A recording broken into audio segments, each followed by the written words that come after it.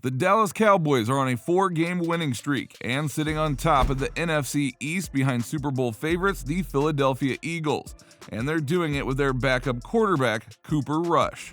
Here is why Cooper Rush and the Dallas Cowboys are scary good. It's hard to believe that the Cowboys would be in this position after losing their starting quarterback and team leader, Dak Prescott, to a hand injury in their Week 1 loss at home to the Tampa Bay Buccaneers. No one really foreshadowed backup Cooper Rush to deliver week in and week out. This is Cooper Rush's 5th season as a backup quarterback for Dak Prescott's offense, and he has only played in 10 games prior to this season. That's not a lot of reps under the big and bright lights of Dallas, which makes what I'm about to say all the more baffling. Cooper Rush is 8th in quarterback ranking this season with a score of 62.2, beating the likes of established regular starting quarterbacks such as Justin Herbert of the Los Angeles Chargers, Kyler Murray of the Arizona Cardinals, and 22 other starters. Just how is Cooper Rush playing so well? Well, it's a mixture of good coaching and confidence that has led to Cooper Rush being a top 8 quarterback so far in the season. The coaches are calling plays that suit the quarterback, and Rush is delivering on the big stage. His stats so far this season have been noticeably commendable. In his first full start at home against the mean Cincinnati Bengals defense, he had a pass completion percentage of 61.29%, threw for 235 yards, scoring 1 touchdown, and had 0 interceptions. In fact, Cooper Rush hasn't thrown an interception since taking over for Dak Prescott. I repeat, 0 interceptions from a backup quarterback. Now that tells you that Cooper Rush has the poise, the vision, the elusiveness to beat defenders who are charging at him and who are attempting to pick him off. There's a feeling that Cooper Rush should continue to play since the team has continued to win under his leadership at the position. His total 4 touchdowns from 4 games aren't the makings of an elite quarterback, but that's just as many passing touchdowns as Jalen Hurts of the Philadelphia Eagles and Baker Mayfield of the Carolina Panthers. Cooper Rush is technically sound, but clearly the big plays are coming from the people who are helping him make those plays. Every quarterback needs a little help, but who are the ones that are stepping up? The most obvious receiver that has discovered his form is star wide receiver CeeDee Lamb. Half of the touchdowns thrown by Cooper Rush were caught by Lamb, but it isn't just the scoring that's raised eyebrows. The productivity that CeeDee Lamb has been experiencing has totally eclipsed what Dak Prescott offered. Granted, it was a 1-game sample, but in that Prescott game, Lamb only had 2 receptions from 11 targets, and getting only 29 yards. So if you're a Dallas Cowboy fan, you would be fuming and worried that your best wide receiver wasn't being placed in a position to catch the balls.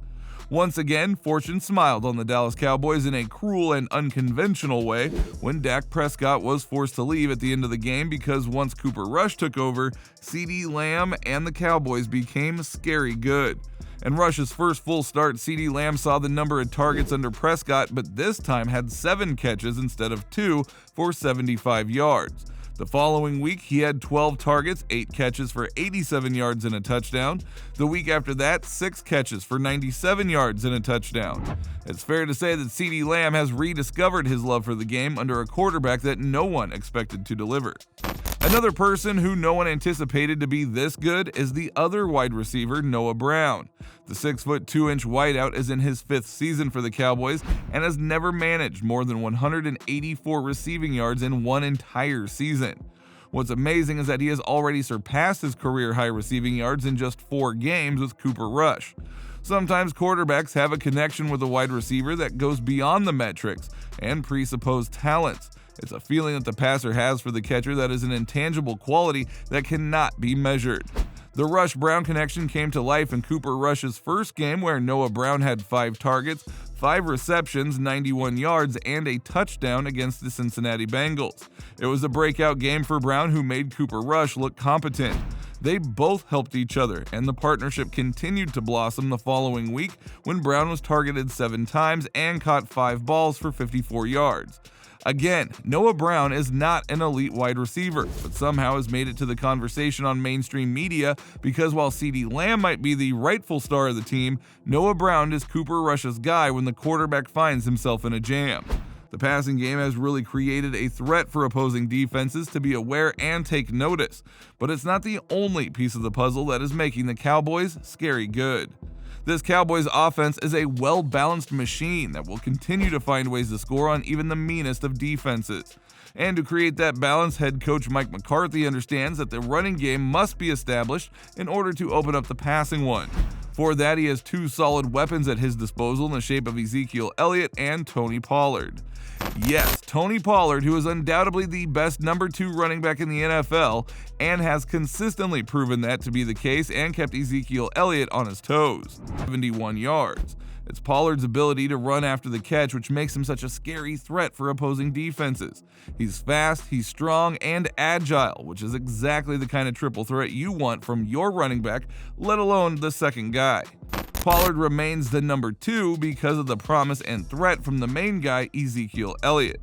Elliott has 1 rushing touchdown this season where he has rushed for 227 yards from 59 carries, averaging 3.8 yards per carry. Not exactly jaw-dropping numbers. In fact, Elliott is playing at a league average, which is just good enough to remain the starting running back and to keep defenses aware. It's his pedigree that allows him to implant that fear in the minds of defenders.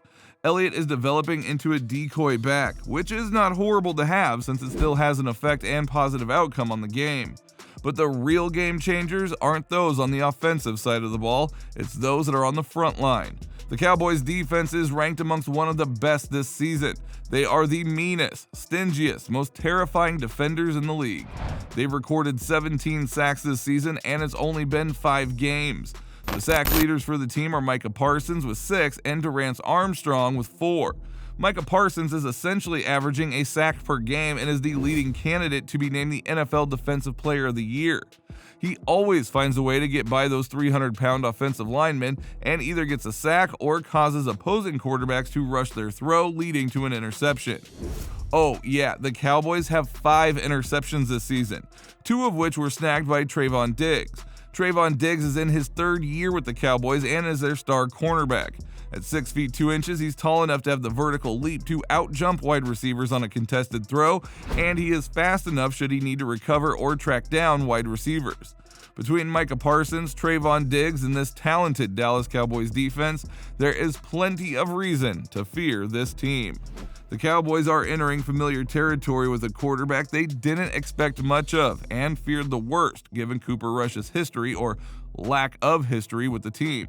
But now fans are standing up and cheering their backup on, who also has the support of his talented wide receiver roster and the backing of a world-class defense. There aren't many teams who would want to face the Cowboys in the form they are in, even if they are playing with a backup in the most important position of the game. Cooper Rush is the best backup in the league on a team that has high demands and expectations. Those expectations are being met because teams are scared of the Dallas Cowboys and they have every reason to feel that way. How would you rate the Dallas Cowboys so far this season? Are they your favorites to win the Super Bowl? Please let us know in the comments below, but before you go, if you still want to watch some awesome NFL content like this, please watch the next video that will pop up on your screen.